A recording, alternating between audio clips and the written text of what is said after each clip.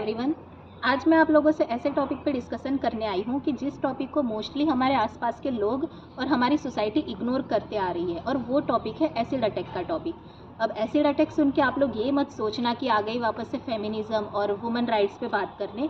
आज मैं आप लोगों से जनरल न्यूट्रल होकर बात करूँगी। अब बात ये कि आज ही के दिन मैं एसिड अटैक पे बात करने क्यों आई हूँ, तो 2-3 दिन पहले सूरत की फैमिली कोर्ट में एक इंसिडेंट हुआ। वो इंसिडेंट ये था कि मेंटेनेंस को लेके एक हस्बैंड ने अपनी वाइफ पे एसिड फेंक दिया ताकि उसको अपनी वाइफ को मेंटेनेंस ना देना पड़े।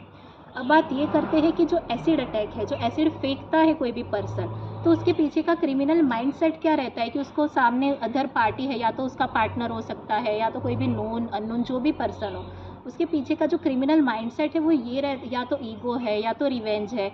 अब इन चीज़ों पे तो हमें खुद पर्सनली काम करना पड़ेगा, क्योंकि हमारे पास ये राइट नहीं है कि हम किसी भी अदर पर्सन की जान ले लें। अब बात करते हैं जो एसिड अटैक इतना इजीली एक्सेसिबल क्यों है मार्केट में, तो इसके लिए हम एज अ लेमैन क्या कर सकते हैं, क्योंकि एसिड अटैक एक ऐसी चीज़ है कि जिसके बारे में अगर हम आज अवेयर नहीं हुए, ना ही अगर आज मैंने इस टॉपिक पे बात करी और लोग अवेयर नहीं हुए, तो इसका ये परिणाम हो सकता है कि कल को हम पे, हमारे फैमिली मेम्बर पे, हमारे फ्रेंड्स या हमारे नोन में किसी पे भी ये हो सकता है। तो इसीलिए हमें क्या करना चाहिए, तो सबसे पहले तो जो इजीली एक्सेसिबल है मार्केट में, तो अगर हम देखते हैं कि कहीं पे कोई बिना लाइसेंस के अगर एसिड बेच रहा है कोई भी शॉप पे, तो हमें एज ए लेमैन क्या करना है कि हमें नज़दीक के पुलिस स्टेशन में इन्फॉर्म करनी है ये चीज़ कि इनके पास लाइसेंस नहीं है फिर भी एसिड बेच रहे हैं।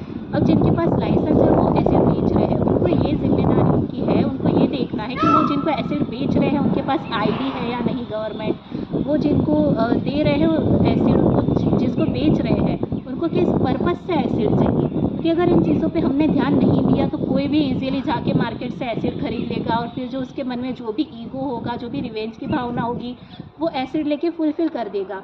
अब ये तो हमें एज अ सोशल पर्सन हमें क्या करना है इसकी बात हुई। अब बात करते हैं लॉ पे। तो इस पे हमारे पास जब हमारा आईपीसी था तो भी हमारे पास लॉ था एसिड अटैक पे।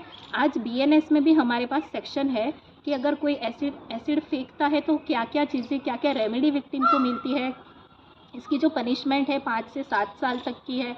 दूसरा ये कि लॉ तो है हमारे पास, लेकिन हमारा जो लॉ है वो स्ट्रिक्टली इम्प्लीमेंट नहीं हो पा रहा है। तो हमें ये ध्यान देना है कि जो हमारा लॉ एसिड अटैक पे बना है वो स्ट्रिक्टली इम्प्लीमेंट हो, क्योंकि अगर लॉ स्ट्रिक्टली इम्प्लीमेंट नहीं होगा तो सोसाइटी में वो डर नहीं आएगा, और डर नहीं आएगा तो ऐसे ही एसिड अटैक होते रहेंगे, ऐसे ही लोग अपनी जानें गंवाते रहेंगे एसिड अटैक के थ्रू। तो हमें इस बात की अवेयरनेस रखनी है कि जो एसिड हमारे आसपास अगर एसिड कहीं पे बिक रहा है तो हमें ये देखना है कि क्या उनके पास लाइसेंस है ये चीज़ बेचने का। कोई खरीद रहा है तो बेचने वाले को ये ध्यान देना है कि ये किस पर्पज़ से बेच रहा है, तभी बेचना है उनको।